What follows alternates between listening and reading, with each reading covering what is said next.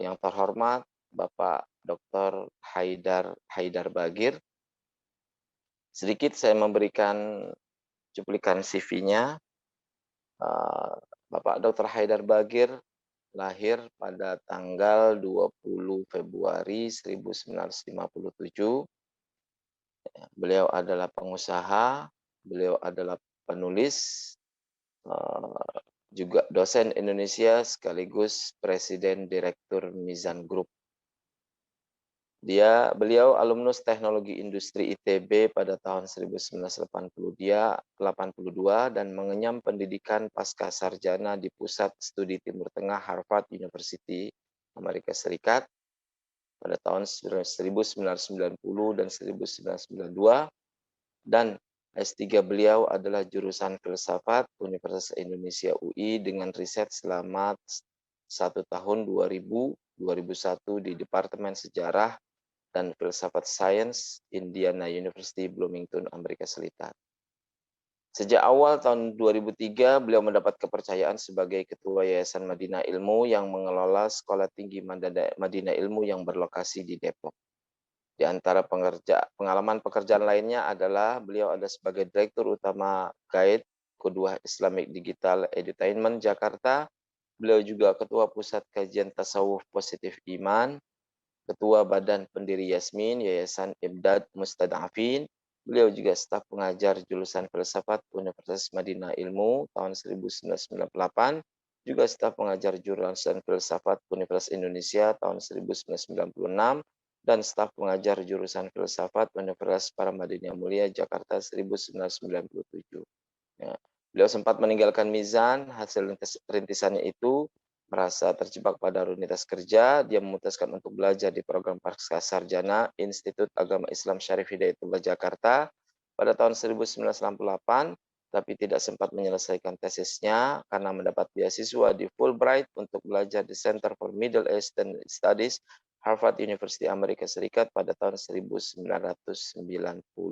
Beliau juga pernah mendapat beasiswa riset untuk penulisan disertasinya mengenai filsafat Islam dari Fulbright di Indiana University, Bloomington, Amerika Serikat.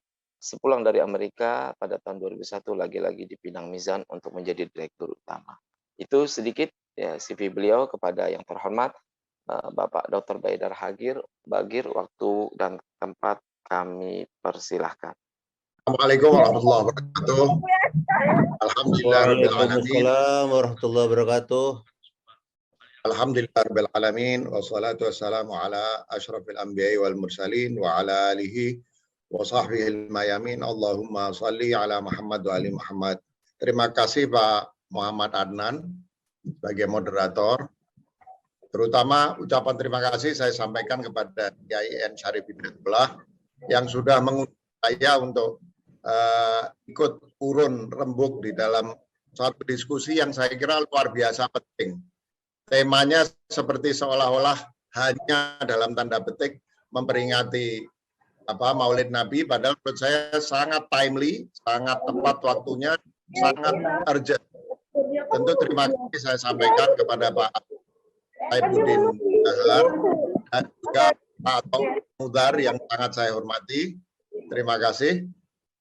Sebetulnya masih ada yang bocor nih kayaknya Pak Muhammad Adnan. Ada satu yang bocor nih. Nggak tahu. Tempatnya ini Ibu Sahla Nailul Huda. Kelihatannya mikrofonnya bocor. Ya. Apa yang disampaikan Pak Abdul Qadir Riyadi ini menurut saya sudah sangat lengkap, sangat sistematis, dan saya bisa mengatakan saya 100% sependapat dengan apa yang disampaikan Pak Abdul Qadir Riyadi. Sangat inspiratif menurut saya, sangat spot on, betul-betul berhasil mencapai sasaran dari tema yang kita bahas hari ini. Jadi saya anggap saja sedang menjadi pembahasnya Pak Abdul Qadir Riyadi. Juga karena akibat salah paham, miscommunication, saya baru pasti akan diminta bicara di acara ini tadi 10 kurang 15 menit pagi. Sehingga kira-kira pukul 10 saya baru membuat pointers. Nanti pointers yang keluar ini adalah pointers yang saya buat sekitar pukul 10 dan 2 poin terakhir baru saya kirim ke panitia kira-kira 10 menit yang lalu. Tapi alhamdulillah tanpa pernah bicara langsung dengan Pak Abdul Qadir Riyadi, apa yang saya sampaikan ini kelihatannya sangat sejalan dengan yang disampaikan Pak Abdul Qadir Riyadi. Tapi sekali lagi apa yang disampaikan Pak Abdul Qadir Riyadi tadi sudah menurut saya sudah lengkap, sudah tepat sasaran, dan menurut saya itulah yang seharusnya menjadi cara kita memahami dan menempatkan sirah Rasulullah Shallallahu Alaihi Wasallam sebagai teladan untuk menjawab tantangan sosial atau tantangan zaman. Ya, saya persilahkan panitia untuk screen share. Ya, sederhana sekali, saya ketik di HP, kemudian saya kirim ke panitia. Tapi alhamdulillah saya senang sekali nanti akan bisa dilihat bahwa apa yang saya tulis cepat-cepat sebagai pointers ini ternyata sangat sejalan dengan apa yang disampaikan oleh Pak Abdul Qadir Riyadi. Silakan panitia, mohon di screen share. Tadi saya lihat sudah dikirim ke saya, sudah jadi tinggal di screen share saja. Sambil nunggu screen share, mungkin saya harus menyampaikan bahwa saya bukan ahli di bidang studi tentang sirah nabawiyah. Saya tentu pernah belajar sejak tadi dikatakan saya pernah kuliah 2 tahun di UIN, waktu itu IAIN Syarif Hidayatullah. Saya sangat beruntung pada waktu itu sempat mengambil 2 mata kuliah bersama Profesor Deliar Nur, salah satunya tentang historiografi. Ya, tentu saja saya juga ketika studi di Amerika harus berbicara tentang tarikh, termasuk sirah, pernah juga membahas tentang Ibn Khaldun, Muqaddimah Ibn Khaldun, dan lain sebagainya. Hanya itu dan berbagai bahan yang saya baca, saya pelajari secara otodidak, itu saja yang saya pakai untuk membuat bahan-bahan dari apa yang ingin saya sampaikan pada diskusi ini. Ya, baiklah, sambil menunggu screen share, nggak apa-apa, saya mulai saja, nanti screen share-nya sambil jalan gitu ya. Bentar. Ya, baiklah. Kita mulai ya. Jadi saya memulai dengan begini. Saya memulai dengan mengingatkan kita semua bahwa bahan-bahan sirah, ya, bahan-bahan sirah itu di dalam berbagai analisis yang dilakukan setelah itu, kita dapati sebetulnya banyak sekali di antara bahan-bahan itu yang tidak bisa segera kita pastikan sebagai bahan-bahan yang bisa diandalkan. Ya, kita tahu bahwa yang paling tua itu adalah Sirah Ibn Ishaq yang ditahqiq, disyarah oleh Ibn Hisham, ya, yang paling awal. Kemudian tentu salah satu referensi paling awal itu Tarikh Tabari, ya. Nah, kita tahu bahwa sebagian ahli itu boleh yang pertama, frame pertama. Ini jadi bagus sekali, ini motifnya batik, padahal saya kirimnya pakai WA tadi. Yang kedua, ya. Jadi kalau kita lihat misalnya Tabari, menurut sebagian ahli itu bukunya ini atau Tabari ini disebut sebagai Khatib Lail. Khatib Lail itu artinya orang ini sebetulnya seperti mengejek, tapi maksudnya bukan mengejek. Sebetulnya ingin mengatakan bahwa Tarikh Tabari itu semacam ensiklopedi dari berbagai bahan terkait dengan tarikh termasuk sirah, ya, sirah yang tidak terlalu tahqiq oleh Tabari, ya, artinya dia menemukan bahan-bahan, dia kumpulkan di dalam bukunya itu, sehingga Tabari ini disebut sebagai Khatib Lail. Khatib Lail itu artinya orang yang cari kayu di malam hari. Nah, karena gelap di hutan, maka kadang-kadang ketika pagi dibuka, kadang-kadang ada kayu, kadang-kadang juga ada kotoran hewan yang sudah keras, yang ketika diraba seolah-olah seperti kayu, padahal dia bukan kayu, misalnya, ya. Segala macam masuk, misalnya begitu, ya. Orang boleh setuju atau tidak setuju pada tinjauan terhadap Tabari, tapi ini adalah suatu pengamatan yang sudah umum gitu ya. Demikian juga saya kira pada sirah Ibn Hisham yang mentahqiq dan mensyarah di sana sini dari sirah Ibn Ishaq misalnya ya. Nah, baru belakangan kita memang mendapati misalnya Al-Mas'udi. Al-Mas'udi itu sudah lebih ilmiah, katakanlah begitu, sudah menyertakan geografi dan lain sebagainya. Kemudian ada Al-Biruni ya, meskipun dia lebih banyak menulis tentang sejarah India, kultur India, tapi sudah lebih ilmiah. Sampai kemudian di masa Ibn Khaldun itu penulisan sejarah sudah mulai bersifat metodologis. Tadi yang saya sebutkan ya, meskipun selalu ada kemajuan di dalam cara penulisan tarikh termasuk sirah dari waktu ke waktu, tapi tarikh itu termasuk sirah baru diperlakukan secara metodologis ya, utamanya oleh Ibn Khaldun. Kita tahu Ibn Khaldun sudah memiliki metodologi dan bahan-bahan yang ada itu ditempatkan di dalam metodologi yang dirumuskan lebih dulu oleh Ibn Khaldun ya, sampai-sampai kualitas muqaddimah dan karya Ibn Khaldun yang lain itu diakui sebagai bahan yang layak dimasukkan ke dalam world history karena sifatnya yang sudah historiografis gitu ya. Ada memang semacam ilmu rijal sebagaimana yang diterapkan di dalam hadis, tapi kita tahu bahwa ilmu rijal di dalam penulisan tarikh atau sirah itu tidak seketat di dalam ilmu hadis.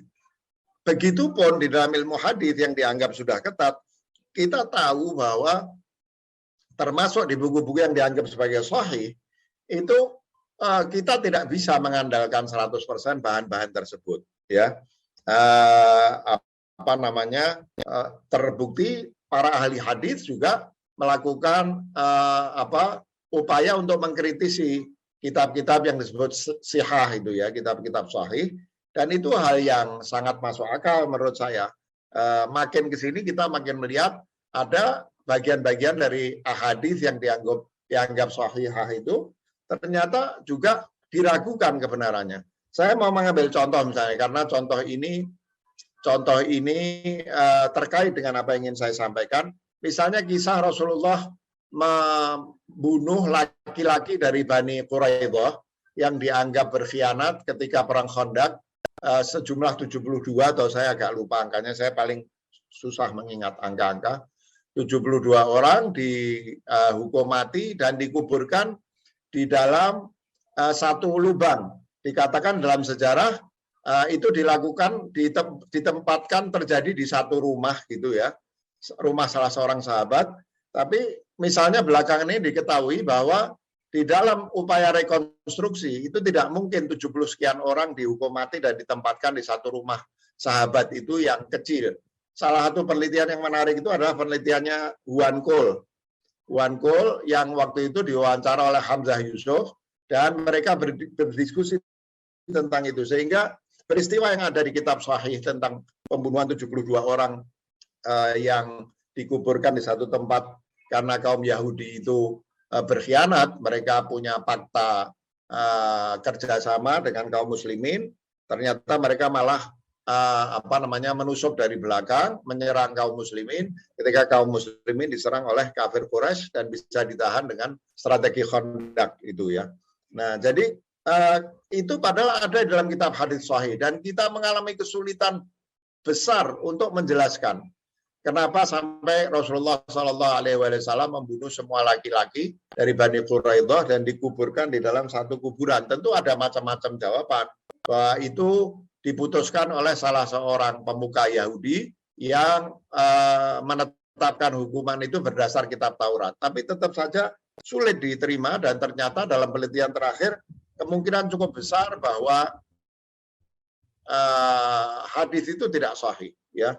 Dan saya percaya masih sangat banyak hadis-hadis yang selama ini sering dikutip orang itu sebetulnya perlu ditinjau kembali dan ada banyak kemungkinan itu hadis-hadis yang dibuat-buat, antara lain akibat pertentangan politik yang melibatkan dinasti Umayyah, dinasti Abbasiyah, dan juga dinasti-dinasti Syiah.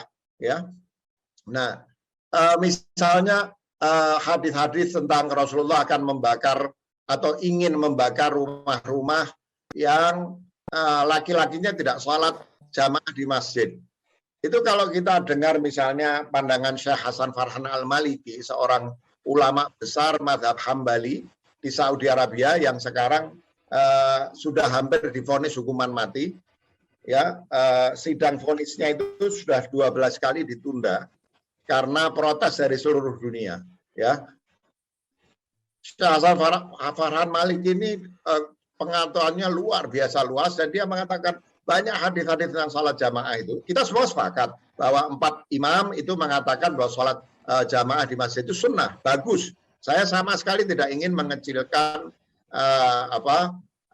keutamaan sholat jamaah di masjid, sama sekali tidak. Ya, tapi para imam mengatakan itu sunnah, 4 imam itu. Tiba-tiba sekarang muncul hadis-hadis yang menunjukkan seolah-olah sholat jamaah di masjid itu wajib. Menurut Syekh Hasan Farhan Al-Maliki, itu sebetulnya hadis yang dibuat-buat oleh dinasti Umawi, ya, untuk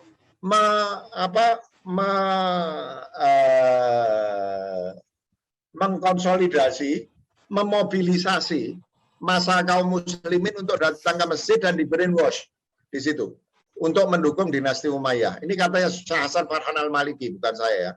Dan kita lihat sekarang itu terjadi. Masjid dipakai untuk kegiatan-kegiatan politik. Orang suruh ngumpul di masjid sholat jamaah, kemudian diisi, termasuk di masjid-masjid yang saya suka sholat Jumat, diisi dengan indoktrinasi politik. Masih bagus kalau dia tidak memecah belah. Biasanya memecah belah di antara kaum muslimin sendiri, ya, dengan dalih supaya orang semua sholat jamaah di masjid, misalnya. Ya, itu menurut Syekh Hasan Farhan Al-Maliki itu hadis yang dianggap sahih, tapi menurut dia itu hadis palsu buatan kaum Umawi untuk memobilisasi umat Islam datang ke masjid, dan di situ kemudian diindoktrinasi untuk mendukung agenda-agenda politik mereka. Dan tidak sedikit ya hadis tinjauan seperti ini. Misalnya hadis tentang Siti Aisyah yang menikah dengan Rasulullah umur 7 tahun, kemudian tinggal serumah 9 tahun. Itu juga sudah menjadi menjadi tinjauan kritis dari para ulama. Dan tidak sedikit kalau hadis saja yang menerapkan ilmu rijal seketat itu masih berpeluang untuk meloloskan hadis-hadis yang tidak bisa atau diragukan kesahihannya. Apalagi kitab-kitab tarikh itu, apalagi kitab tarikh awal yang seperti saya katakan Tobari, yang misalnya banyak sekali ditinjau orang, sebetulnya lebih merupakan ensiklopedia dari bahan apa saja yang dia kumpulkan, dia dengar, dan tidak dilakukan tahqiq secara cukup dan dimasukkan di dalam tarikh Tobari itu, misalnya. Ya, nah kemudian jadi mulai masanya Ibn Khaldun itu penulisan sejarah sudah ditulis dengan historiografi, dengan metodologi yang cukup ketat. Saya akan menyarankan satu hal lebih jauh lagi, bahwa kitab-kitab sejarah atau bahan-bahan kesejarahan itu harus ditulis secara metodologis. Ya, saya menyarankan satu hal lagi, juga harus ditulis secara paradigmatik. Yang saya maksud secara paradigmatik itu begini. Bahan-bahan ini kan bahan-bahan tercacar-cacar. Ya, bahan-bahan itu harus dilihat secara integratif dan merupakan satu kesatuan yang terpahamkan dan masuk akal. Tapi itu hanya bisa dilakukan kalau kita menggunakan satu paradigma tertentu di dalam melihat bahan-bahan ini.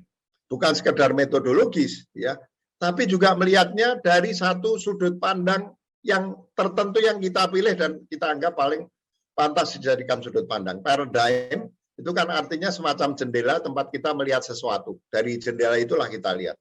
Nah, kita harus melihat bahan-bahan ini secara paradigmatik. Saya bahkan dengan penuh permohonan maaf dan kesadaran bahwa saya ini bukan ahli, ya. Saya ini cuman istilahnya urun rembuk yang kalau dianggap ngawur ya dibuang ke sampah saja. Urun rembuk saya ini. Saya bahkan melihat jangankan tarikh atau sirah, jangankan hadis, bahkan menurut saya Al-Quran pun harus dilihat secara paradigmatik. Kita harus punya satu paradigma tertentu untuk melihat. Jadi pendekatan tematik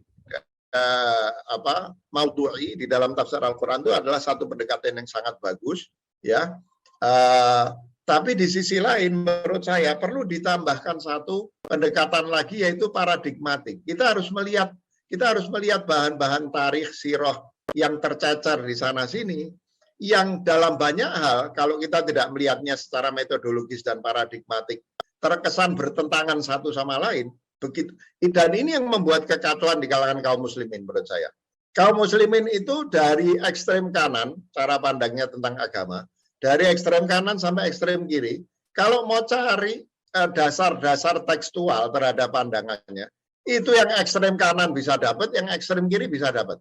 Karena begitu kontradiktifnya bahan-bahan yang tersedia untuk kita memilih sesuai mana yang kita ingin benarkan gitu. Itu yang terjadi.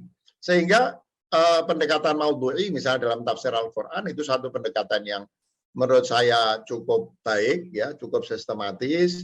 Ada tafsir muqaran atau muqarin, kemudian yang tahlili juga tentu bisa dipakai sehubungan dengan penggunaan metode muqaran atau muqarin dan maudhu'i dan lain sebagainya. Tapi saya masih melihat bahwa kalau kita tidak berani melihat Al-Quran, apalagi hadis, apalagi bahan-bahan tarikh termasuk sirah, dengan suatu paradigma tertentu yang kita pilih, maka saya khawatir silang sengkarut pemahaman agama Islam ini yang berakibat satu, kita bisa salah di dalam memberikan preskripsi Islam terhadap persoalan sosial, persoalan perkembangan zaman. Satu, kita bisa salah, yang pasti itu menimbulkan konflik yang luar biasa seperti yang sudah kita lihat sekarang. Nah, bahwa orang kemudian berbeda dalam soal paradigma yang dia pilih untuk memahami bahan-bahan historis termasuk hadis, bahkan termasuk di dalam memahami Al-Quran, itu adalah soal lain. Kita bisa berdebat pada paradigmanya. Ya, itu jauh akan lebih produktif perdebatannya kalau perdebatan itu terjadi di level paradigmatik. Ketimbang sekarang yang ini bilang bahwa orang kafir harus dibunuh, orang kafir itu artinya non-muslim, yang satu bilang, oh kafir itu bukan non-muslim belum tentu kafir, saya punya pendapat begitu. Dan dasar-dasar tekstual perintah membunuh orang kafir itu, satu, orang kafir itu orang jahat, ya, menurut saya sudah tulis itu panjang lebar di buku saya Islam Tuhan, Islam Manusia. Satu, orang kafir itu tiran, orang jahat, bukan non-muslim. Kedua, ayat yang dikutip orang itu adalah ayat yang terkait dengan peperangan. Ketika terjadi peperangan, kepotong bulan haram habis, Allah memerintahkan perang jalan lagi. Perangilah orang kafir itu dimanapun kamu dapati, karena itu bagian dari kelanjutan perang melawan orang kafir. Dan orang kafir itu adalah orang-orang yang jahat, yang tiranik, penindas, bukan orang non-muslim misalnya. Jadi paradigmanya pun harus dipilih. Ya. Nah, saya mengusulkan paradigma yang dipakai itu adalah ketika memahami sirah nabawiyah, paradigma yang dipakai itu paradigma akhlak. Nanti saya sebutkan akhlak dan belas kasih. Sebetulnya sama itu. Belas kasih, sifat rahmah itu menghasilkan akhlak yang baik. Tidak mungkin orang itu punya akhlak yang baik kecuali dia memiliki belas kasih atau rahmah di dalam hatinya. Nah, kenapa saya usulkan begitu? Karena sebetulnya kalau kita pelajari ayat-ayat yang terkait dengan sifat-sifat Rasulullah dalam Al-Quran, kita tahu Siti Aisyah menyebut bahwa akhlak Rasulullah adalah akhlak Al-Quran.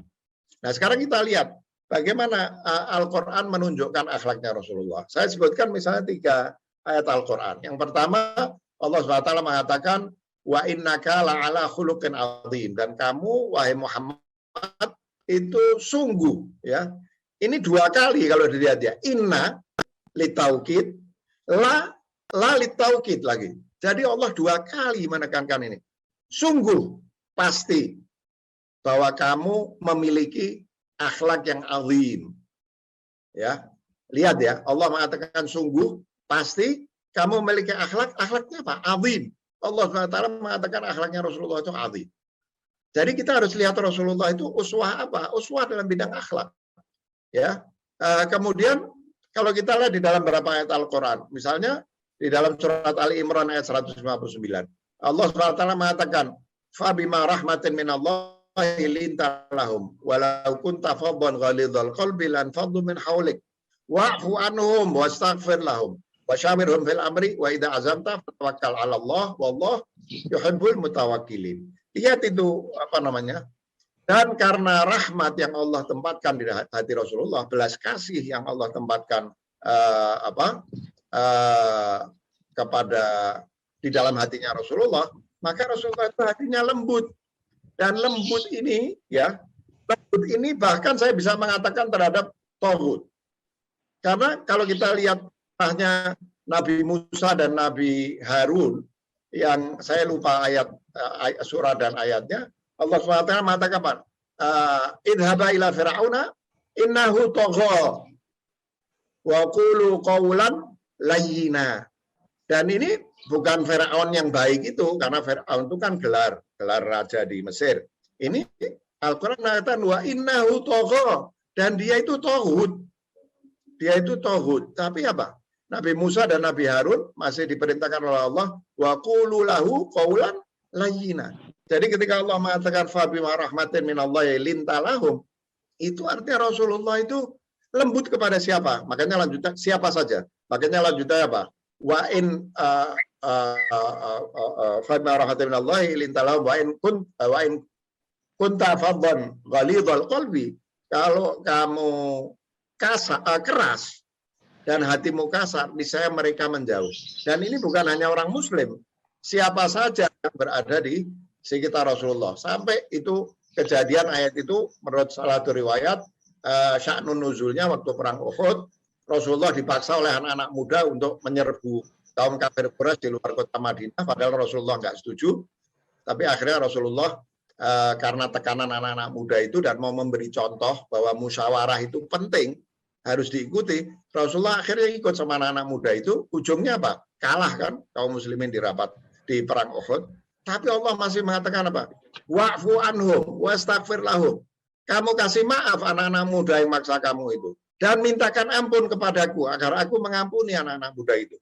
Terus wasyawirhum fil amri. Meskipun musyawarah telah membuktikan bahwa hasilnya kaum muslimin kalah, Allah masih memerintahkan wasyawirhum fil amri. Wa idza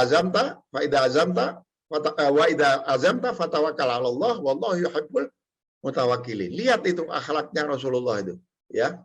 Kemudian ada satu lagi yang saya lupa di surat apa? Dikatakan laqad ja'akum rasulun min anfusikum azizun 'alaihi ma 'anittum harisun 'alaikum bil mu'minina raufur rahim. Ya, lihat ayat Al-Qur'an, telah datang seorang rasul dari kalanganmu sendiri manusia, azizun 'alaihi ma 'anittum, terasa berat penderitaan yang menimpamu, harisun 'alaikum. Dia ingin kamu mendapatkan kebaikan. Bil mu'minina raufur rahim. Kita suka lupa bahwa sikap Rasulullah yang azizun 'alaihi ma 'anittum harisun 'alaikum itu terhadap manusia semuanya, mukmin maupun kafir. Buktinya apa? Di potongan ayat yang terakhir baru bil mu'minina raufur rahim.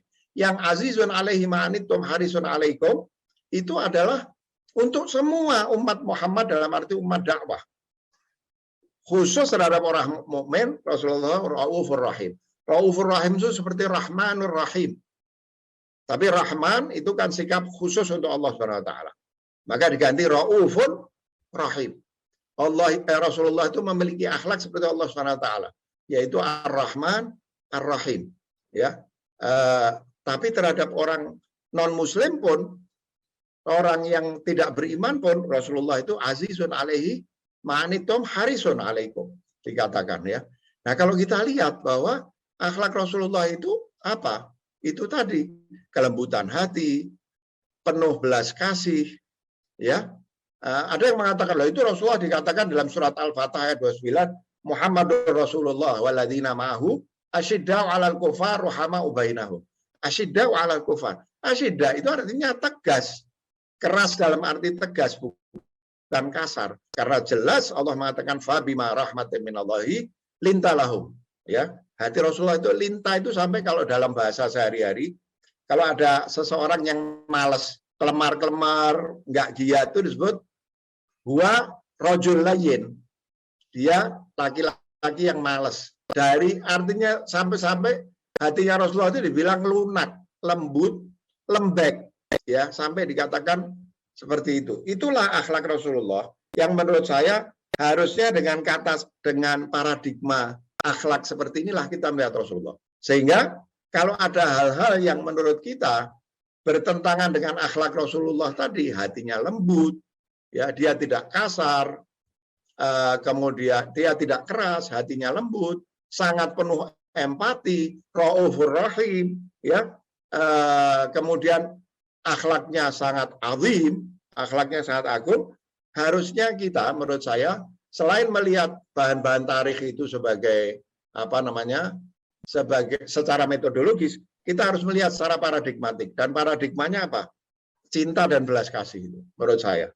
Ya, jadi kalau ada misalnya kalau ada cerita-cerita Rasulullah, ada seorang perempuan tua menghina beliau, kemudian dia menyuruh orang membunuh perempuan tua itu, nggak masuk dalam paradigma saya sama sekali. Nggak masuk. Saya lihat Al-Quran. Kenapa? Ya, misalnya itu Musailamatul Kadzdzab dan lain sebagainya juga, dan lain sebagainya banyak oleh Rasulullah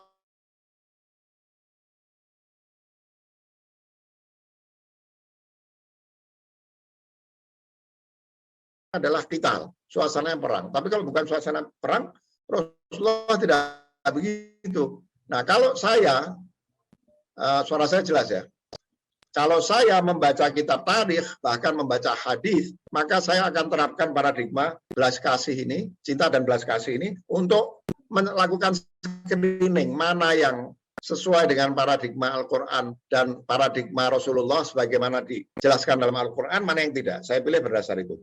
Ya, maka terakhir ini tema terakhir adalah karena itu ya, meskipun kita sudah menerapkan metodologi di dalam meninjau bahan-bahan kesejarahan atau biografi Rasulullah SAW, itu masih banyak kemungkinan ada bahan-bahan yang tidak sesuai dengan zaman kita, ya, bahwa itu adalah sesuatu yang sangat terikat dengan konteks tempat dan konteks waktu di zaman Rasulullah Shallallahu Alaihi Wasallam. Kalau kita misalnya bicara tentang ijtihad Sayyidina Umar bin Khattab, di situ Sayyidina Umar kadang-kadang juga berijtihad tentang sesuatu yang tidak disampaikan oleh Rasulullah karena perkembangan zaman, misalnya tentang tolak tiga yang langsung jatuh tiga sekaligus. Itu kan nggak ada. Ya, tolak itu ya tolak satu, tolak dua, tolak tiga, baru jatuh tolak tiga. Tapi Sayyidina Umar bilang, kalau kamu ngomong saya tolak tiga, kamu istriku, jatuh tolak tiga langsung. Ketika ditanya kenapa, katanya kita boleh sepakat, boleh enggak. Saya enggak mengatakan harus sepakat. Tapi Sayyidina Umar kita ditanya, kenapa kok kamu ngambil ijtihad begitu? Soalnya orang-orang sekarang seenaknya sendiri. Ngomong talak tiga, istrinya talak tiga, biar tahu rasa dia. Kalau ngomong talak tiga benar. Istrinya suruh kawin dulu sama orang lain, baru bisa kembali sama dia. Nah, itu contoh di antara beberapa contoh ya tentang ijtihad yang mungkin tidak sepenuhnya sama. Karena apa? Yang diambil itu adalah ideal moralnya. Atau kalau mau maqasid syar'iyahnya yang diambil. Jadi ideal moral, ideal akhlakinya yang diambil. Ya. Atau maqasid syar'iyah yang lagi-lagi itu berhubungan dengan akhlak, dengan cara kita berinteraksi dengan manusia-manusia lain ya. Jadi menurut saya meskipun sudah metodologis, meskipun sudah paradigmatik, maka kita tetap harus memperlakukan menurut saya bahan-bahan biografis ini. Sekarang sudah makin maju studi bahan-bahan biografis, ditambah lagi dengan studi tentang Hagarism itu ya. Hagarism itu yang biasa dilakukan oleh kelompok revisionis Islam seperti Patricia Krohn dan lain sebagainya itu. saya kadang-kadang agak merasa nggak enak membaca buku-buku mereka karena mereka kadang-kadang terlalu selektif. Tapi meskipun begitu, menurut saya studi kaum revisionis ini juga menurut saya punya manfaat besar di dalam menyaring bahan-bahan historis di dalam Islam yang berasal dari kelompok kaum muslimin sendiri. Karena kan terbukti banyak bahan-bahan dari lingkungan non-muslim terkait dengan masa-masa awal, masa kenabian dan masa-masa awal sejarah Islam. Itu juga bisa membantu ya kita di dalam menjernihkan. Tapi meskipun begitu, seperti saya katakan, zaman berubah terus. Sehingga menurut saya, jangankan sirah, jangankan tarikh, bahkan hadis, menurut saya, mohon maaf, saya ini nggak sok pinter, saya tahu bahwa pandangan saya ini punya kemungkinan cukup besar untuk salah. Jadi kalau salah ya dikritik, ditunjukkan yang benar, ya saya nggak sok ini. Bahkan hadis menurut saya itu harus diperlakukan menurut saya sebagai bahan. Ya, diperlakukan tadi istilahnya Pak Abdul Qadir Riyadi sangat bagus. Sebagai tawaran, bukan solusi. Saya menggunakan istilah sebagai material, sebagai bahan untuk kita melakukan ijtihad. Tadi para ulama yang dikatakan oleh Pak Abdul Qadir Riyadi, ya kalau soal imamah saya punya pendapat sedikit berbeda, tapi ini bukan waktunya bicara itu. Tapi saya sangat setuju, tidak ada yang membantah bahwa ulama itu warasatul anbiya, setuju ya, bahwa ulama itu menjadikan bahan-bahan tarikhi ini, ya bahkan saya mengatakan termasuk ahadits, itu sebagai bahan ya untuk membuat solusi. Jadi bukan solusi itu sendiri seperti kata Pak Abdul Qadir Riyadi. Bahan yang kemudian di atasnya dilakukan ijtihad oleh para ulama. Beda hasilnya nggak apa-apa perbedaan pendapat di antara ulama. Tapi itu tidak diambil mentah-mentah. Tadi gambar Pak Abdul Qadir Riyadi itu sangat istimewa menurut saya. Gambar segitiga yang seharusnya dilakukan dan gambar garis lurus dari atas ke bawah. Itu menurut saya sangat istimewa. Saya ini lulusan ITB, suka bikin bagan. Dan menurut saya Pak Abdul Qadir Riyadi ini lulusan IAIN yang pintar bikin bagan juga. Bagus sekali bagannya. Ya. Nah, menurut saya begitu. Nggak bisa bahan dari sirah atau tarikh itu diambil, diterapkan. Satu, betapapun metodologis dan paradigmatik, masih ada kemungkinan bahan itu tidak valid.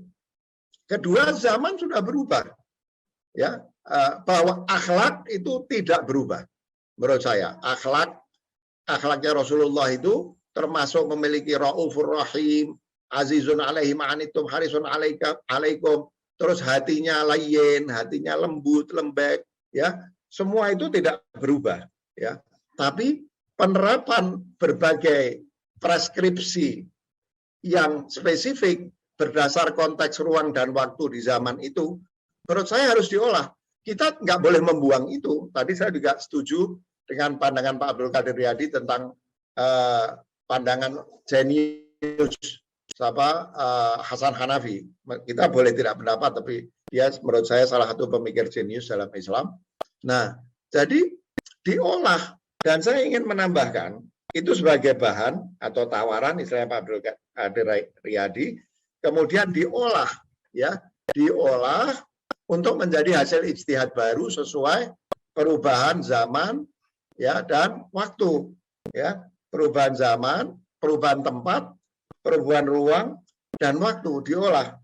Terakhir, saya hanya ingin menambahkan sedikit bahwa pengolahan bahan-bahan historis di dalam Islam itu perlu dilakukan menurut saya bukan hanya oleh ulama, tapi ulama sekarang harus melakukan ijtihad semacam ijtihad jama'i, melibatkan para ilmuwan.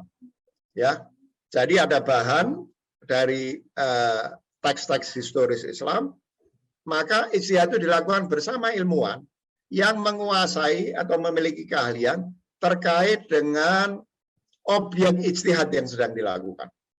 Ya, sekarang kan ada kalau persoalan misalnya boleh nggak operasi ganti kelamin, jangan ulama saja yang mengambil melakukan ijtihad, tentu bisa diambil dari bahan-bahan tekstual Islam, ya, hadis juga diambil. Kalau mau ijtihad, libatkan dokter, libatkan psikolog misalnya, ya, orang-orang yang ahli di bidangnya. Demikian juga untuk bidang-bidang yang lain. Jadi ulama menggunakan bahan-bahan historis sebagai bahan untuk ijtihad, tapi dalam ijtihadnya melibatkan ilmuwan, ya, sehingga ijtihadnya itu bukan saja otentik dalam arti didasarkan pada bahan-bahan tekstual historis Islam, tapi juga sesuai dengan masalah yang dihadapi, karena yang mengetahui itu adalah para ahli di bidangnya. Bahkan saya ingin menutup dengan mengatakan, kalau sampai terjadi perbedaan antara bahan yang diijtihadkan atau solusi dari bahan yang diijtihadkan oleh ulama dengan ilmuwan, saya cenderung harus dicari solusi yang lain. Karena bisa jadi ilmuwannya keliru, bisa jadi ulamanya keliru, atau setidaknya bahan yang diambil itu mungkin bukan bahan yang autentik.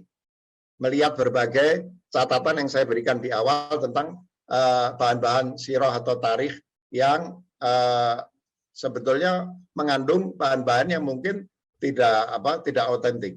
Ya, harus dicari, harus dipertemukan antara ijtihad ulama dengan menggunakan bahan-bahan historis itu dengan ijtihad katakanlah dari para ilmuwan yang ahli, sehingga yang nanti ditemukan betul-betul adalah solusi yang otentik atau islami sesuai dengan wahyu atau ajaran Allah SWT, dan di sisi lain efektif untuk mengatasi problem-problem yang sedang diijtihadkan solusinya. Saya kira gitu Pak Muhammad Adnan, mohon maaf, terima kasih, sekadar tambahan pembahasan dari apa yang disampaikan oleh Pak Abdul Qadir Riyadi yang menurut saya sudah sangat sempurna. Assalamualaikum warahmatullahi wabarakatuh. Waalaikumsalam warahmatullahi wabarakatuh. Waalaikumsalam warahmatullahi wabarakatuh. Masya Allah, alhamdulillah pemaparannya begitu sangat gamblang, Bapak Dr. Haidar Bagir, yang cukup memberikan masukan dalam seminar kontekstual Sirah Nabawiyah dalam kehidupan sosial dan keagamaan. Banyak kebaikan yang bisa kita kutip, salah satunya adalah memahami bahwasanya kufar itu tidak hanya bisa disematkan kepada non-muslim, tapi kufar itu disematkan dan lebih layak kepada orang yang memiliki sifat tirani jahat. Ya. Itu yang bisa saya kutip, yang menjadi sebuah penilaian dari presentasi Bapak Dr. Haidar Bagir. Ya, singkat, langsung, mengingat waktunya sangat terbatas, kita buka bab pertanyaan. Dipersilahkan kepada para audiens. Ya, kita buka 3 pertanyaan dulu dalam sesi pertama ini. Silakan bagi yang memiliki pertanyaan. Boleh sebutkan. Pak. Tafadhol, silakan. Tafadhol, silakan Dr. Hamka. Oke. Bismillahirrahmanirrahim. Assalamualaikum warahmatullahi wabarakatuh. Assalamualaikum. Yang terhormat para narasumber, Bapak Profesor Dr. Hajjadul Qadir Riyadi, Bapak Haidar Bagir, dan Prof. Ato, dan Sekolah Pasca Sarjana. Yang pertama,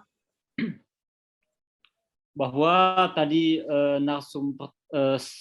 kami ya menikmati dan sepakat ya pada beberapa hal. Namun ada 1, 2, 3 hal yang ingin kami kembali konfirmasi ya. Bahwa misalnya tentang apakah kemudian teks-teks itu bisa mengukur realitas begitu ya. Nah, bacaan-bacaan kami sebenarnya kalau yang saya pahami itu bukan sebuah pernyataan final begitu, tetapi menjadi muqaddimah ya beberapa kitab-kitab untuk kemudian menjelaskan lebih lanjut bagaimana persoalan itu gitu. Ketika teks terbatas, sementara realitas itu tidak terbatas gitu. Nah, itu merupakan muqaddimah, tetapi bukan sebagai pernyataan final. Nah, justru nanti dalam lembar-lembar atau halaman-halaman setelahnya, nah itu kemudian penjelasan-penjelasan untuk mendiskusikan tadi muqaddimah itu. Nah, itu yang pertama. Yang kedua, bahwa akal dan teks bertentangan. Dalam buku-buku Ibnu Rusdi juga dikatakan bahwa idza ta'aradal aql wan nas faqaddimul aqla. Nah, hanya saja dalam hal ini Muhammad Imara misalnya yang mengedisi ya semua kitab-kitab Ibnu Rusdi itu, lalu beliau menambahkan gitu bahwa idza ta'adal aqlu ma'an-nas faqaddimul aqla liyafhaman nassa. Nah, jadi beliau tambahkan bahwa apabila akal bertentangan dengan teks, maka dahulukanlah akal untuk memahami teks gitu. Nah, potongan kalimat yang di belakang ini merupakan tambahan Muhammad Imara yang kemudian mungkin boleh jadi merefleksikannya persoalan-persoalan realitas yang memang terkadang itu terjadi gitu. Itu yang kedua. Yang ketiga, tadi segitiga piramid itu, nah apakah maknanya itu bahwa kenabian atau nabi memiliki ilmu yang sedikit gitu ya, untuk memahami realitas ya, karena tadi posisinya di atas itu yang pada titik itu ya, artinya titiknya di atas kenabian, lalu di tengah ulama, lalu paling bawah realitas. Nah, apakah kemudian itu maknanya bahwa nabi atau teks ya atau Al-Qur'an itu memiliki keterbatasan ya, untuk kemudian memahami realitas yang begitu kompleks begitu. Saya kira itu. Demikian. Assalamualaikum warahmatullahi wabarakatuh. Waalaikumsalam warahmatullahi wabarakatuh. Terima kasih pada Dr. Hamka. Kepada audiens lainnya silahkan kalau ada yang ingin mengajukan pertanyaan atau penjelasan dalam sesi pertama ini, dipersilahkan.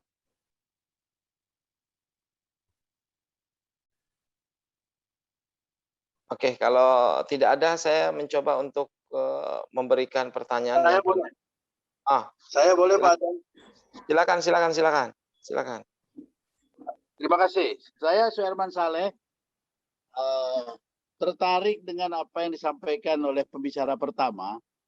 Beliau menyatakan bahwa sesuai pesan daripada Nabi Muhammad SAW bahwa bekal kita itu Al-Quran dan ulama. Artinya masa-masa ke depan itu ulama. Kemudian beliau tempatkan bahwa hari ini saya masih memahami bahwa kita ini harusnya patuh kepada empat imam. Sehingga kalau misalnya Iran tidak mematuhi yang 4 imam, karena mereka punya imam sendiri, timbullah sekarang. Jadi pertanyaannya adalah, apakah dengan demikian Iran itu betul-betul hanya mematuhi ulama mereka, karena itu kondisinya kondisi di Iran. Kemudian nanti di Indonesia akan kita patuhinya adalah hanya ulama-ulama Nusantara atau ulama-ulama yang ada di UIN Syarif Hidayatullah Jakarta. Dan yang ketiga, bagaimana menempatkan imam, 4 imam yang saya pahami selama ini. Karena saya sangat-sangat tertarik bahwa yang paling benar itu adalah ulama ada di tengah-tengah. Nah, saya ngambil kesimpulan, ulama di tengah-tengah itu akhirnya mengkerucut ke imam. Nah, kenapa bisa mengkerucut ke imam? Saya mohon penjelasan ini. Terima kasih Pak Adnan. Mudah-mudahan bisa mencerahkan saya minimal. Terima kasih.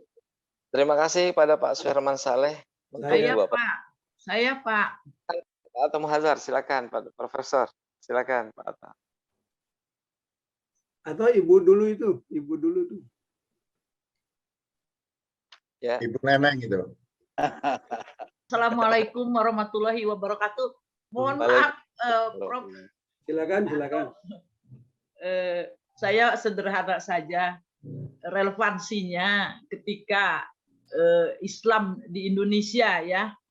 Tadi dikatakan kan bagaimana menghubungkan antara pesan risalah ya dan konteks kehidupan sosial. Nah, di Indonesia ini kan ada Islam Nusantara ininya. Bagaimana ini pandangan yang Bapak narasumber ya. Yang pertama itu katanya kan disesuaikan dengan konteks. Nah, itu apakah akan kehilangan pesan substansi dari pesan Nabi wahyu gitu, atau justru malah ini kita Indonesia itu kan mayoritas Muslim gitu, dikenal di dunia gitu kan. Berarti sebuah potensi yang apa artinya pesan profetiknya itu dibumikan di Indonesia, itu yang pertama ya.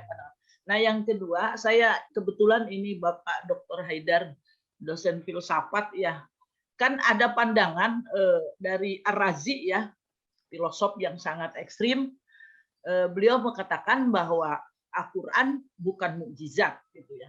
Terus kedudukan Rasul dan Nabi itu setara gitu kan.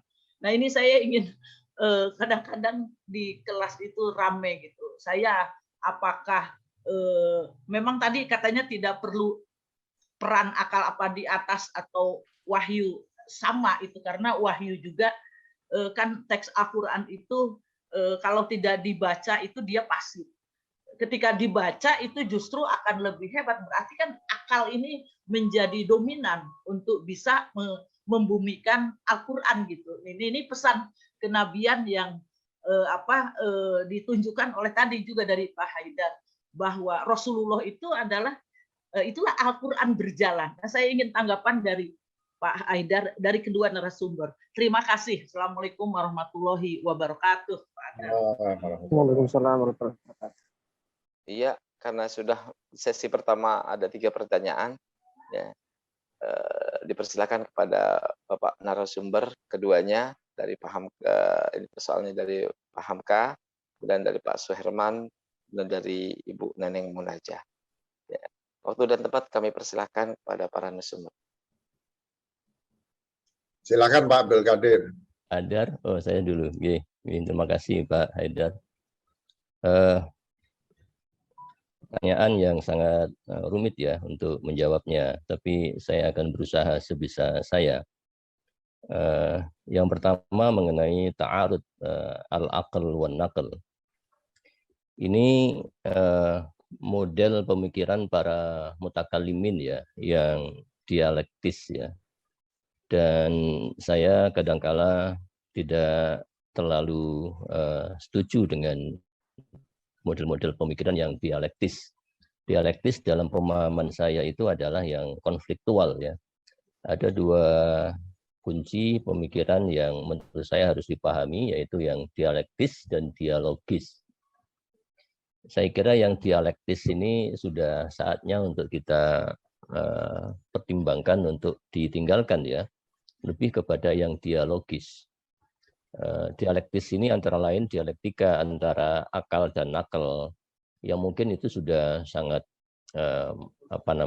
panjang lebar dibahas oleh para mutakallimun, bahkan para falasifah. Nah, sekarang saatnya kita mencoba untuk lebih dialogis ya, dialogis antara akal wan nakal. Jadi daripada kita bicara mengenai ta'arud al-aql wan nakal, bagaimana kalau kita bicara mengenai katakan jadaliyah al-aql wan nakal. Nah, istilah jadaliyah ini juga saya pinjam dari Hasan Hanafi ya. Jadaliyah bukan lagi ta'arud, tapi jadaliyah. Nah, kemudian sisi lain orang-orang seperti Hasan Hanafi juga sudah mulai bergeser dari jadaliyah al-aql wan nakal menjadi jadaliyah an-nas wal waqi'. Jadaliyah antara teks dan realita. Izinkan saya kembali lagi kepada ta'arud an-naql wal aql. Itu sesungguhnya hanya satu dari sekian model penafsiran yang ditawarkan oleh para ahli tafsir ya. Di samping adanya konvergensi ya antara akal dan akal, sesungguhnya juga ada konvergensi antara nas dengan sesama nas. Nah, ini juga menjadi penting untuk kita pertimbangkan. Jadi tidak semata-mata selalu membentur-benturkan antara nas dengan akal, tapi juga harus sudah saatnya memahami antara satu nas dengan nas yang lain dalam konteks dialogis, antara nas dengan akal juga dalam konteks biologis, bukan dalam konteks dialektis. Kemudian apakah segitiga yang tadi itu berarti bahwa Nabi memiliki ilmu yang terbatas? Sangat tidak terbatas, karena Kanjeng Nabi sendiri mengatakan ana madinatul ilmi, saya adalah kota ilmu. Sehingga segala sesuatu ada dalam diri Nabi. Hanya saja penafsiran dari ilmu yang sangat maha luas itu bisa mengalami perbedaan yang beragam sesuai dengan konteks-konteks yang berbeda. Karena itu Nabi ini ibarat sebuah lingkaran maha raksasa, dan para sahabat itu hanya titik-titik kecil di dalam lingkaran yang raksasa itu. Apalagi para ulama, apalagi kita sebagai manusia biasa. Dan titik kecil itu sesungguhnya menggambarkan bahwa setiap ulama hanya bisa mengambil satu titik kecil dari ilmu Nabi yang maha luas. Tidak menggambarkan kesempitan ilmu Nabi, melainkan menggambarkan bahwa setiap ulama hanya bisa melihat satu titik saja dari kearifan dan ilmu Nabi yang maha luas. Sehingga saking luasnya ilmu Nabi, maka hanya bisa digambarkan dengan itu. Maka bicara mengenai titik ini, kadang-kala titik itu tidak menggambarkan kesempitan, seperti yang dilukiskan oleh Abdul Karim Al-Jili. Mungkin Pak Dr. Haidar juga sangat familiar dengan Abdul Karim Al-Jili. Dia menulis kitab judulnya Kitabun Nuqtah. Kitabun Nuqtah, kitab titik. Nah, Allah itu dia gambarkan sebagai titik. Justru titik yang kecil ini menggambarkan kemahaluasan. Menggambarkan kemahaluasaan Allah dengan titik kecil ini. Yang artinya umpamanya titik ini tidak memiliki al-awwal wal akhir ya. Jadi tidak ada ujung, tidak ada akhir dalam titik lingkaran itu. Dia juga tidak apa? Dia juga maaf Pak Abdul Qadir, itu ada kalau dalam prinsip Sadra itu wasitul haqiqah kullul asya. Sesuatu yang simple itu mencakup semuanya malah. Oh iya, itu malah menambah ya Pak Hendri Bakir. Jadi maaf. Jadi Kitabun Nuqtah itu luar biasa, bahwa titik kecil tidak berarti dia kecil, tapi justru menggambarkan kemahaluasaan gitu. Kemudian pindah kepada Pak Suherman Saleh. Ini nanti juga Pak Haidar saya kira bisa menjawab ya mengenai imam nih. Apakah ulama di tengah-tengah itu kemudian menjurus kepada imam? Saya membedakan Pak Suherman antara ulama dengan imam. Walaupun masalah imamah ini juga bermacam-macam ya. Para mutakallimun juga bicara mengenai dari jenis imamah yang paling sederhana, mulai dari imam sholat. Nah, kalau imam sholat ini mutlak dibutuhkan ya, mutlak imam sholat. Sampai kepada jenis imam yang besar lagi, yaitu al-imamah al-uzma, imam yang besar, imam agung, yaitu khalifatul muslimin, sampai imamah sughra, yaitu pemimpin dalam sebuah negara. Nah, jadi konsep imam ini sudah bergeser menjadi umara, sehingga imamah ini identik dengan umara.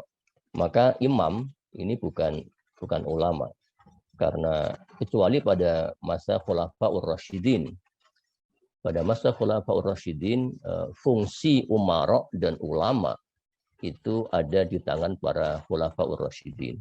Sehingga Khulafaur Rasyidin ini adalah penafsir Kanjeng Nabi secara epistemologis dan juga melanjutkan misi Kanjeng Nabi di dalam idarah syu'unil ummah, mengelola urusan keumatan.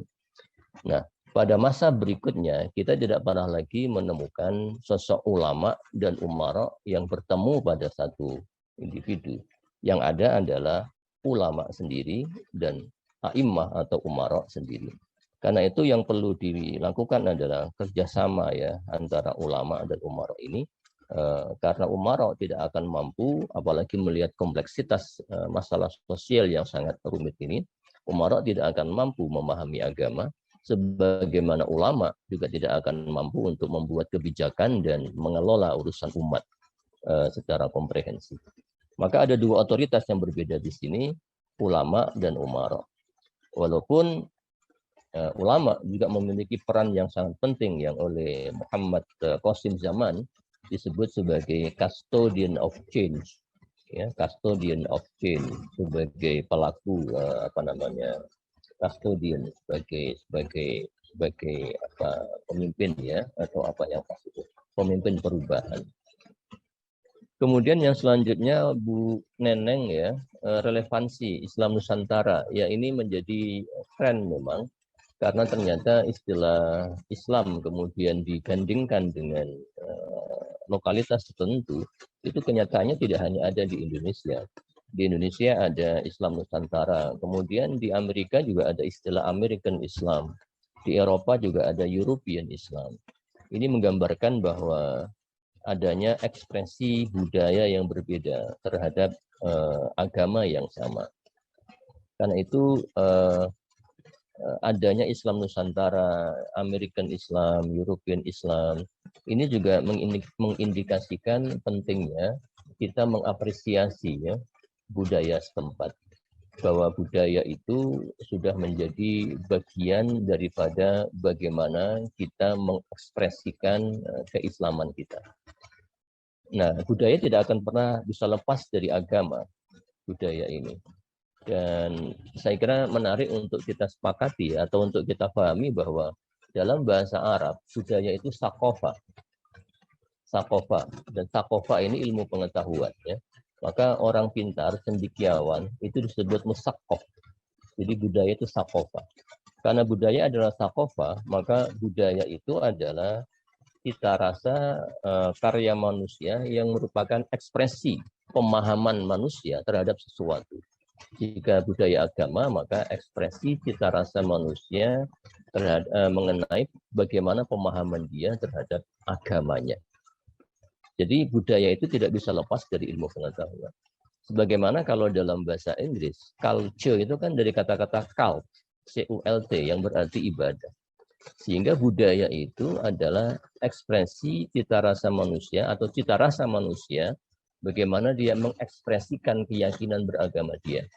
Maka jika digabungkan, budaya itu adalah, kalau digabungkan sakofah dengan culture, budaya itu adalah ekspresi cita rasa manusia mengenai pengetahuan dia dan keyakinan beragama dia. Karena itu tidak ada budaya yang yang tidak luhur. Budaya itu luhur, budaya itu suci, karena dia merupakan ekspresi dari keyakinan dan pengetahuan dia.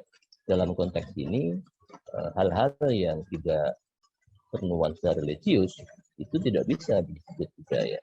Maka setelah selesai SMA kemudian coret-coret baju, karena ini bukan budaya luhur, itu tidak bisa disebut budaya, tapi disebut kebiasaan gitu. Jadi budaya itu tidak bisa lepas dari agama, karena bagaimana kita mengekspresikan keagamaan kita itu sangat dipengaruhi oleh bagaimana kita berbudaya.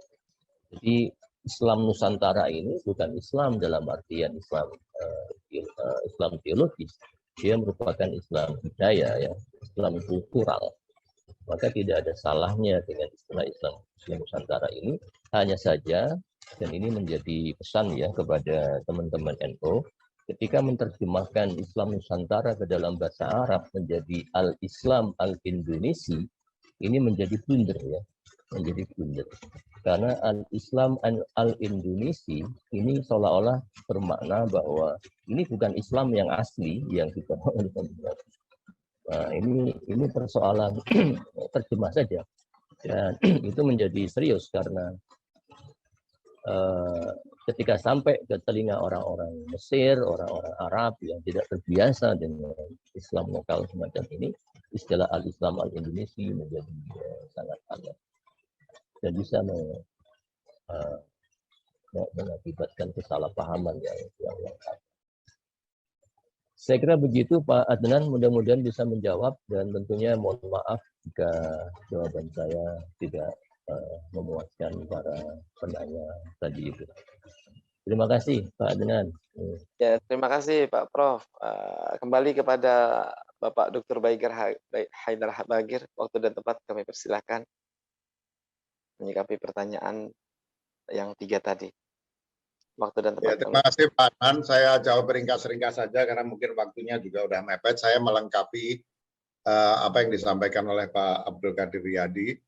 Pertama begini, saya itu ingin, dan ini saya tekankan kepada para mahasiswa saya, agar ketika kita menggunakan satu istilah, itu kita sadar betul istilah itu maknanya apa, konteksnya apa.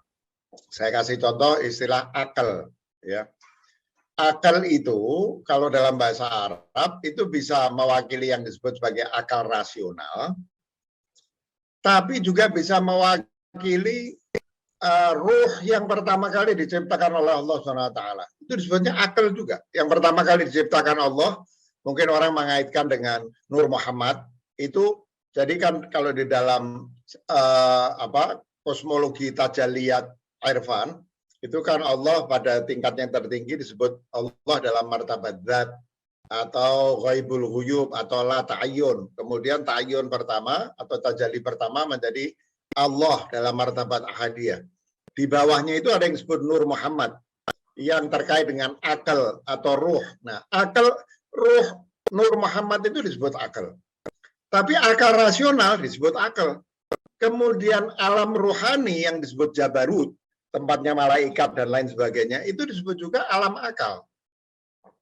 Jadi pertama sekali ketika kita menggunakan kata-kata, itu mesti jelas yang dimaksud apa. Sama juga nanti Pak Suherman Saleh, imam itu apa yang dimaksud dengan imam. Kita nggak boleh, tadi Pak Abdul Qadir Riyadi sudah jelaskan, nanti saya tambahkan sedikit penjelasan. Bahwa sebetulnya di kalangan Syiah, itu sama saja soal al-ulama warathatul anbiya itu sama. Kadang-kadang di kalangan Syiah yang dipakai faqih. Makanya di Republik Islam Iran sekarang kan digunakan istilah wilayatul faqih. Faqih di situ maksudnya ulama. Ulama yang kata Imam Khomeini atau Murtadha Mutahhari itu memiliki 3 sifat. 1 faqahah, kedalaman ilmu agama. 2 adalah, itu akhlak yang mulia, adalah. Yang 3 kafaah, yaitu keterampilan sebagai leadership. Jadi faqih itu sebagaimana juga ulama, itu bukan cuma punya faqahah, nggak cukup. Dia punya faqahah, punya adalah, akhlak mulia. Sekarang ini mohon maaf, saya memang lebih buruk dari yang lain, tapi kan kita boleh ngomong karena ini kepentingan masyarakat. Banyak orang kelihatannya ahli agama, tapi akhlaknya kacau balau. Itu nggak boleh jadi alim, berijtihad, karena ijtihadnya nanti nggak akan benar. Ya, tapi dia harus punya adalah, dan adalah ini kadang-kadang dikaitkan dengan ketasawufan, bahwa seorang faqih itu harus memiliki selain faqahah, itu akhlak seorang sufi.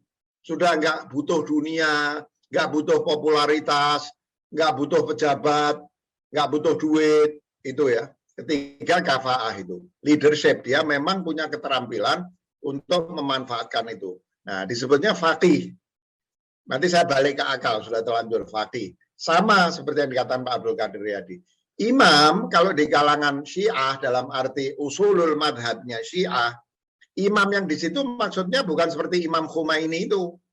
Kalau penggunaan istilah imam di dalam Imam Khomeini, itu dekatnya kepada Imam Muhammad Abduh, misalnya. Ya, Imam Muhammad Abduh. Atau kalau mau yang lebih lama ada Imam Ghazali. Ada imam siapa? Artinya apa? Ulama agung. Itu yang dimaksud sebagai imam. Sementara yang dimaksud imamah dalam arti yang lain yang dekat kepada nubuwah, itu kalau di dalam Syiah Itsna Asyariyah itu yang disebut al-a'immah al-Itsna Asyariyah. Jadi 12 imam yang sudah selesai masanya pada imam 12. Dan imam ini memang dipercaya oleh orang Syiah membawa apa yang disebut sebagai haqiqah Muhammadiyah. Jadi misalnya Imam Ali menurut orang Syiah, Imam Hasan, Imam Hussein, Imam Ali Zainal Abidin, Imam Muhammad Bagir, Imam Ja'far Shadiq, Imam Ali Ridha, Musa Kadzim, dan seterusnya sampai Mahdi, itu dia seperti wali di dalam tasawuf. Wali itu kan membawa di dalam dirinya Nur Muhammad. Nah, a'immah yang dimaksud di kalangan Syiah itu bukan seperti Imam Abu Hanifah, Imam kok kata saya Imam Malik, Imam Syafi'i, Imam Hambali, bukan. Imamnya ini adalah imam yang membawa di dalam dirinya hakikah Muhammadiyah. Dia melanjutkan masa-masa tasyri', tapi tasyri'nya itu mereka selalu mengatakan yang aku omongkan ini diomongkan oleh ayahku, yang diomongkan ayahku diomongkan oleh ayah, terus sampai yang diomongkan ayahnya yang paling tinggi. Ini apa ada? Bukan mau datang. Saya di input soalnya. Halo, ada yang bocor kayaknya. Silakan, jadi silakan, Prof. mereka mengatakan nanti, dan Imam Ali hanya mengatakan apa yang dikatakan oleh Rasulullah. Dikatakan itu artinya baik verbatim maupun dia menjabarkan apa yang dikatakan Rasulullah. Jadi harus jelas dulu. Ada imam masjid seperti katanya saya kata Pak Abdul Qadir Riyadi. Ada imam seperti Imam Khomeini, itu faqih, itu ulama, faqih, ya. Kemudian ada kalau di dalam Ahlus Sunnah imam yang 4. Ya, kalau imam yang 4 itu tidak sama posisinya menurut orang Syiah, tidak sama posisinya dengan imam 12, beda. Ya, beda. Itu lebih dekat kepada imam-imam mereka yang lain, ya, yang berijtihad berdasar apa yang mereka percayai disampaikan Rasulullah dan para a'immah yang dianggap maksum, ya. Jadi saya kira beda. Memang mungkin yang ingin ditekankan oleh Pak Abdul Qadir Riyadi, dan saya pikir ini benar, saya setuju, bahwa periode itu nubuwah dan imamah itu sudah lewat. Kalaupun mau menggunakan istilah imamah, imamah dalam makna orang Syiah. Sekarang yang ada adalah periode ulama, atau di dalam sistem Iran disebut wilayatul faqih. Wilayatul faqih itu ya wilayatul alim, sama. Bukan wilayatul imam, bukan. Wilayatul alim. Jadi saya kira tidak ada perbedaan yang terlalu jauh, tapi memang kalau orang Syiah percaya bahwa setelah Rasulullah ada yang percaya pada 7 imam Ismaili, ada yang percaya pada 5 imam Zaidi, ada yang percaya pada 12 imam yaitu Al-Imamiyah, Asyiah Al-Imamiyah atau Asyiah Al-Ithna Asyariyah, dan itu sudah berhenti semua. Memang orang Syiah Ithna Asyariyah percaya bahwa Imam Mahdi itu mengalami ghaib kubra. Dia mengalami ghaib sughra, terus mengalami ghaib kubra. Tapi ghaib kubra ini dia membimbing umat manusia secara ghaib juga. Sehingga pada akhirnya hampir-hampir tidak beda antara Ahlus Sunnah dan Syiah. Ahlus Sunnah kan juga percaya, sebagian Ahlus Sunnah tradisional masih hidup, bisa memberi bimbingan misalnya. Ya, Ibn Arabi misalnya ketemu Nabi Khidir beberapa kali. Banyak ulama ketemu Nabi Khidir. Jadi sebetulnya antara yang disampaikan oleh Pak Abdul Qadir Riyadi dan apa yang diyakini oleh orang Syiah itu tidak berbeda pada implikasinya, meskipun orang Syiah percaya bahwa masa tasyri' penjabarannya paling tidak, bukan para imam itu melakukan inovasi, menambahkan syariah baru, tidak. Mereka mengatakan semua syariah yang mereka ajarkan itu diajarkan oleh Rasulullah, mereka hanya melanjutkan dan menjabarkan. Begitu juga dalam soal akal. Akal ini kita harus hati-hati. Dan orang seperti Ibn Rushd itu bisa jadi di dalam, misalnya di dalam buku dia aduh kok saya selalu lupa bukunya. Fathul Maqal. Buku fi ma bainal ittisal Fathul Maqal Bima baina syariati Fima baina syariah wal hikmah minal ittisal, ya. Di buku itu mungkin orang menduga bahwa yang dimaksud akal oleh Ibn Rushd itu adalah akal rasional saja. Tapi saya yakin yang dimaksud Ibn Rushd bukan akal rasional saja, ya. Ibn Rushd pasti memahami makna akal itu dalam makna yang lebih luas, meskipun mungkin tidak sampai pada makna seperti di dalam martabat wujudnya Ibn Arabi masuk ke akal yang disebut akal pertama. Karena kan Ibn Rushd tidak percaya pada model emanasi neoplotinian misalnya, ya. Tapi pasti Ibn Rushd tidak memaksudkan semata-mata sebagai akal rasional. Akal dalam makna intelek, bukan akal dalam makna rasio, ya. Nah, kalau Abu Bakar tadi Ar-Razi yang dimaksud Bu Neneng itu, Bu Neneng pasti tahu ya, itu bukan Fakhrul Razi, bukan Fakhruddin Ar-Razi, tapi Abu Bakar Ar-Razi yang oleh sebagian orang memang dianggap agak keateis-ateisan orangnya, tidak percaya pada nubuah dan lain sebagainya. Tapi kalau yang dimaksud Razi Fakhrul Razi sudah pasti dia tidak mempertentangkan antara akal dan nubuah. Terakhir soal Islam Nusantara, apa namanya? Ya mungkin bagusnya Pak Abdul Qadir apa Al-Islam An-Nusantarawi apa bagaimana itu apa namanya? Karena kalau Al-Islam An-Nusantara itu ini. Nah, jadi menurut saya itu hal yang biasa. Jadi budaya itu saya menulis panjang di buku Islam Nusantara yang diedit oleh Ahmad Sahal dan Munawir. Saya muat kembali di dalam buku saya Islam Tuhan Islam Manusia. Jadi gini, kita harus ingat bahwa satu wujud itu merupakan kombinasi dari isti'dad dan tajalli Allah Subhanahu wa taala. Allah itu bertajalli pada isti'dad yang berbeda-beda dari makhluknya. Manusia dan hewan isti'dadnya beda. Manusia namanya Haidar Bagir dan Pak Abdul Qadir Riyadi isti'dadnya beda. Predisposisinya beda. Kemudian dapat tajalli, cahaya tajalli dari Allah SWT. Cahaya tajallinya sama. Tapi seperti misalnya air itu kalau jatuh ke gelas, dia ngambil bentuk apa? Gelas. Kalau dia jatuh ke ember, dia ngambil bentuk ember. Kalau dia jatuh ke waskom, dia mengambil bentuk waskom. Jadi sebetulnya semua itu Islam. Tapi karena jatuh pada wadah beda-beda, wadah ini istiqdad beda-beda, dan menurut saya istiqdad itu bukan hanya istiqdad individual, tapi juga istiqdad kultural, maka sama Islamnya, tapi mengambil bentuk berbeda-beda sesuai dengan budayanya. Ya, kalau itu yang dimaksud dengan misalnya Islam Nusantara, saya sangat setuju. Tidak mesti Islam kultural itu beda di semua bangsa, tidak mesti. Justru menurut saya kalau diseragam-seragamkan, Islam itu sama seperti Islam Arab semua, Islam menjadi sempit. Tapi kalau Islam itu adalah dari Allah Subhanahu wa taala yang tidak terbatas, maka nggak mungkin hanya ada satu jenis Islam yang bisa menampung Islamnya Allah Subhanahu wa taala. Islam kultural itu Islam manusia menampung sebagian, Islam Jawa, Islam Arab, Islam India, Islam Cina. Itu memang harus beragam. Hanya dengan cara itu kita bisa mendapatkan bagian yang lebih besar dari Islam yang datang dari Allah SWT. Dan tetap Islam, hanya bentuknya. Seperti air di gelas, air di waskom, air di ember, bentuknya beda, tapi isinya sama-sama air. Isinya sama-sama Islam. Kira-kira gitu Bu Neneng. Terima kasih. Ya, terima kasih kepada Bapak Dr. Haidar Bagir. Waktu tinggal sedikit, saya memberikan kesempatan tadi kepada Profesor atau Muhadhar. Ya. Silakan pada Pak Prof untuk bisa waktunya.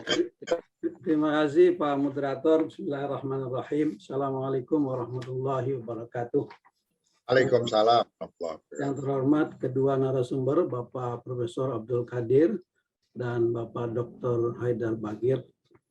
Pertama saya mengapresiasi seminar ini, saya kira ini langkah yang bagus dan temanya cukup dasar. Kemudian mudah-mudahan setelah ini ada seminar-seminar berikutnya yang mengambil tema-tema khusus, misalnya keteladanan dalam kepemimpinan, keteladanan dalam bidang apa gitu. Mudah-mudahan gitu untuk Pak Direktur. Kepada kedua narasumber saya mengucapkan terima kasih atas sharing-nya. Saya hanya ingin memberikan beberapa catatan kecil. Untuk Profesor Abdul Qadir, diagramnya itu menarik ya, segitiga itu. Saya tidak tahu kenapa segitiganya tidak dibalik, misalnya piramid terbalik itu kan tergantung kita kan. Tapi begini, pertama hadis al-ulama warasatul anbiya itu sahih ya, tapi ada juga yang mendaifkan. Jadi kita harus hati-hati juga di situ. Yang kedua, hadis itu sebetulnya sebelum kalimat al-ulama warasatul anbiya itu ada di depannya, yaitu man salaka tariqal ilmi sahalallahu lahu tariqan ilal jannah. Barang siapa yang berjalan meniti jalan ilmu akan dipermudah baginya jalan ke surga. Baru kemudian al-ulama warasatul anbiya. Jadi sebenarnya Nabi tidak bicara mengenai fuqaha juga. Mungkin ilmu secara umum, dan dalam bahasa Arab setahu saya modern itu ulama itu bukan berarti fuqaha seperti diartikan di Indonesia. Saya pernah baca sebuah koran itu judulnya ulama matematik di Mesir. Ulama matematik besok akan mengadakan seminar. Di Indonesia nggak biasa itu. Jadi jangan digeser juga tuh makna ulama dipersempit menjadi fuqaha gitu. Dan yang mempersempit ini fuqaha sendiri gitu kan. Jangan. Kita kembalikan kepada maknanya yang luas itu. Nah, dalam kaitan ini, terkait kewenangannya juga ada masalah mungkin ya. Sebenarnya yang diajarkan Nabi Muhammad itu apakah semuanya itu bisa diterjemahkan oleh para ulama? Ataukah ada ajaran-ajaran yang sebenarnya universal? Yang ulama ini mungkin yang partikular, misalnya begitu kan, ada pemikiran begitu. Jadi tidak ombyoan juga gitu kan, dan ada qat'i, ada dhonni kan gitu kan, yang qat'i ulama juga nggak berani juga. Jadi diagram itu mungkin bisa digunakan tetapi dengan beberapa catatan seperti itu. Baik, itu yang pertama. Yang kedua,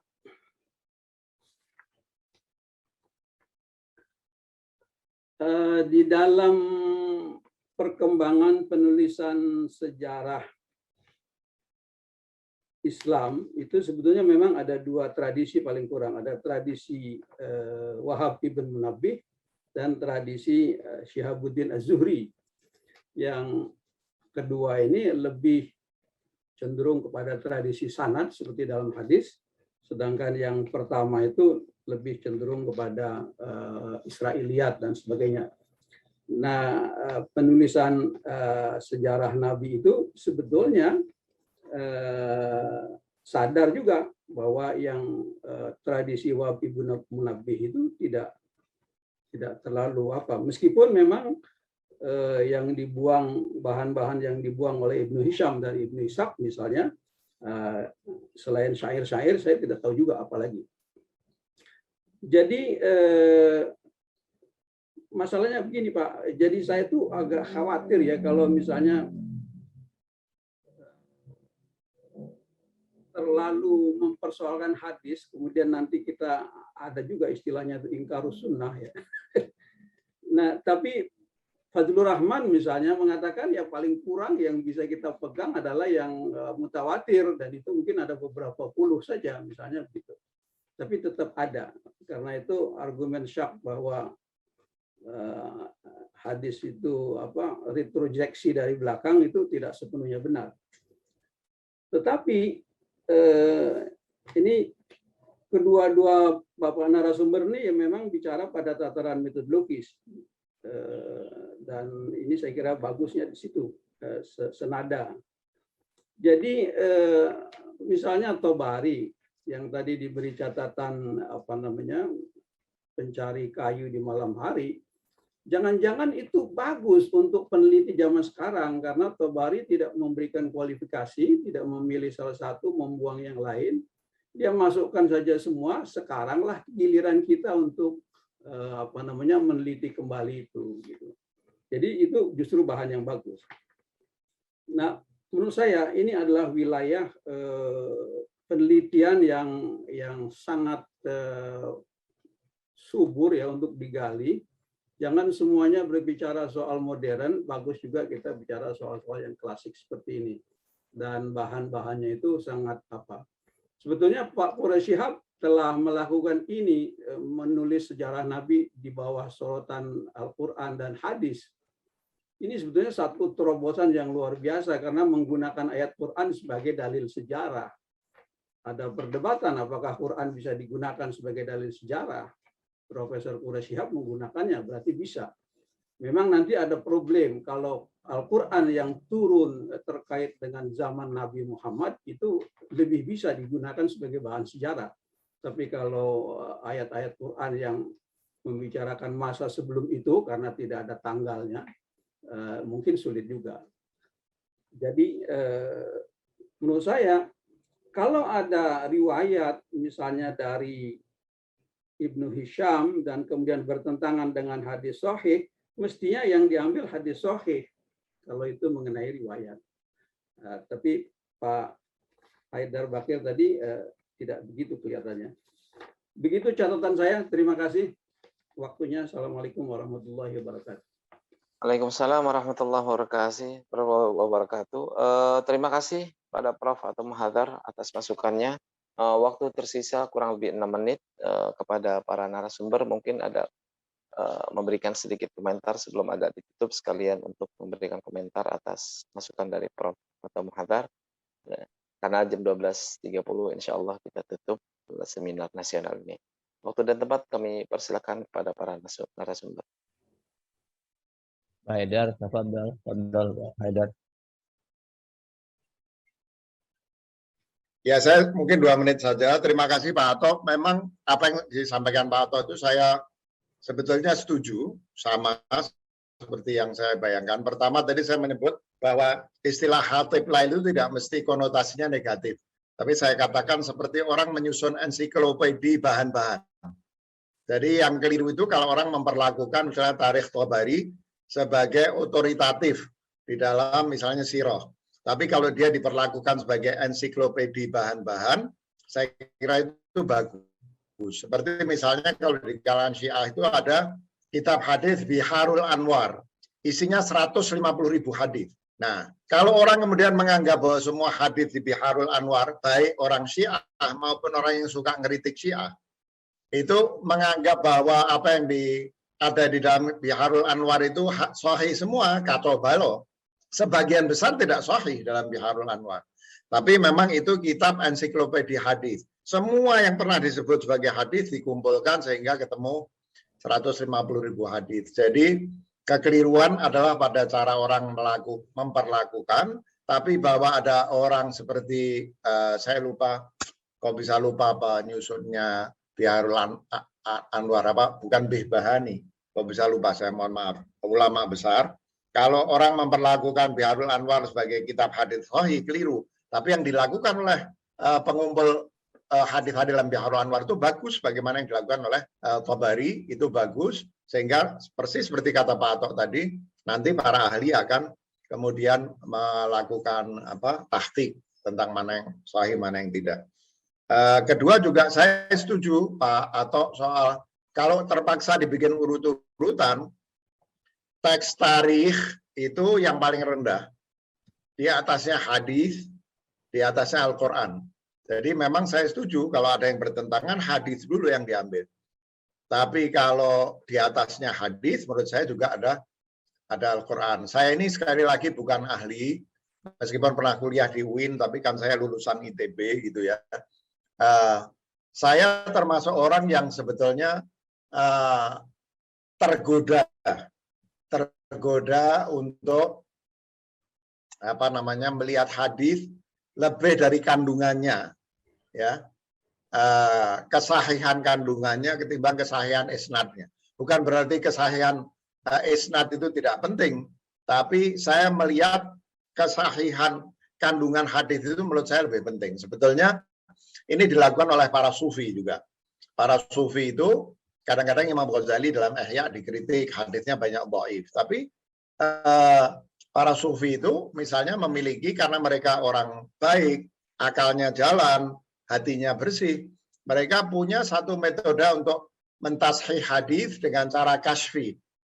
Ya, nah itu cara yang lain. Nah tentu saja dua-duanya ada kemungkinan salah. Menyandarkan pada isnad mungkin salah, menyandarkan pada kandungan saja mungkin salah, ujungnya tetap Al-Quran sebagai timbangan bagi kebenarannya. Tapi saya terus terang, kalau ada hadis misalnya begini, saya kasih contoh, nggak apa-apa ini buat seru-seruan aja. Misalnya hadis kuntu kanzan makhfiyan fa ahbatu an urafa dan selanjutnya. Itu kalau oleh para ahli hadis dianggap dhaif, tapi saya yakin sepenuhnya karena para sufi mengutip itu dan saya percaya pada kebersihan hati mereka, akal dalam makna luas, sehingga tidak mesti kalau oleh para ahli isnad itu dianggap dhaif maka hadis itu menjadi dhaif. Tapi saya setuju dengan Pak Ato bahwa urutannya ya bahan-bahan tarikhi, kemudian hadis, kemudian Al-Quran yang paling tinggi. Itu saya kira Pak Adnan. Terima kasih banyak Pak Ato Muthadi. Ya, kepada Prof. Profesor Dr. Abdul Qadir Riyadi. Baik, terima kasih Pak Anto. Beliau adalah idola saya karena beliau sudah profesor ketika saya masih unyu-unyu, Prof. Anto. Terima kasih dan saya sungguh sangat terintimidasi ya ada beliau di sini. Ini kok ada guru saya di sini ini, wah redek juga saya ini. Ya, secara sangat umum memang ulama ini mencakup siapapun orang yang berilmu ya, itu pasti. Jadi ahli fisika juga dalam konteks Islam juga bisa disebut seorang alim ya, apalagi dalam bahasa Arab juga begitu, alim fisiki, alim sosiologi, alim antropologi. Tapi tentu kita bicara dalam konteks agama, dan dalam konteks agama saya kira ketika ulama digunakan atau istilah ulama digunakan, maka dalam bahasa Inggrisnya itu merujuk kepada religious scholars. Saya ingin merujuk kepada dua buku yang pernah ditulis dalam bahasa Inggris tentang ulama ya, dan menggunakan istilah ulama, yaitu yang pertama yang tadi saya sebut Muhammad Qasim Zaman, ulama The Custodian of Change, dan yang kedua adalah sebuah antologi yang berjudul ulama The Guardians of Faith. Jadi dari segi ini kita merujuk kepada yang buku yang kedua dulu. Ulama itu diartikan sebagai the guardian of faith, penjaga keimanan, penjaga keimanan. Mereka adalah orang-orang yang membentengi umat agar tetap berada dalam koridor keimanan yang benar. Karena itu dengan definisi ini maka seorang ulama dalam konteks agama adalah orang yang berfungsi memiliki otoritas untuk membentengi umat agar tidak keluar dari kerangka keimanan yang sesungguhnya. Dan yang kedua, mereka juga memiliki peran sosial, meminjam istilahnya Qasim Zaman adalah custodian of change. Mereka memiliki peran untuk melakukan perubahan-perubahan sosial, perubahan seperti yang diantisipasi atau yang dinubuahkan oleh Kanjeng Nabi. Innallaha ba'atsa likulli lihadzil ummah ala ra'si kulli mi'asana man yujaddid amra diniha. Jadi sebagai custodian of change, mereka adalah para pembaharu yang dapat menafsirkan peran-peran pesan-pesan agama dalam konteks yang sangat khusus atau spesifik. Saya kira begitu, Prof. Jadi mereka adalah guardian of faith dan custodian of change untuk konteks kajian kita pada hari ini. Oke, terima kasih. Terima kasih. Ya, terima kasih kepada para narasumber. Berhubung karena waktu yang membatasi kita, kita ucapkan kita lakukan aplaus kepada para narasumber, Bapak Profesor Dr. Abdul Qadir Riyadi bersama Bapak Dr. Baidar Haqir. Ya, terima kasih. Ada al-ahkam al-asliyah. Kalau bicara hukum pidana, kan tadi saya lihat arahnya ke hukum pidana ya, hukum pidana Islam. Ada apa nih? Terima kasih Bapak-bapak narasumber. Terima kasih. Ya, kita ucapkan terima kasih kepada Bapak narasumber karena berhubung waktu yang sempit ya. Kita ucapkan terima kasih banyak kepada Bapak Profesor Dr. Haji Abdul Qadir Riyadi bersama Bapak Dr. Haidar Bagir. Tak lupa ucapan terima kasih juga kita berikan kepada Direktur SPS UIN, Bapak Profesor Dr. Asep Saifuddin Jahar MA atas waktunya. Terima kasih atas masukan-masukan dan juga kita ucapkan terima kasih kepada para audiens. Mudah-mudahan nanti ke depannya UIN SPS UIN juga akan mengadakan hal yang serupa sebagaimana masukan dari Profesor Ato. Terima kasih semuanya. Mari sama-sama kita tutup acara seminar nasional ini dengan mengucapkan hamdalah.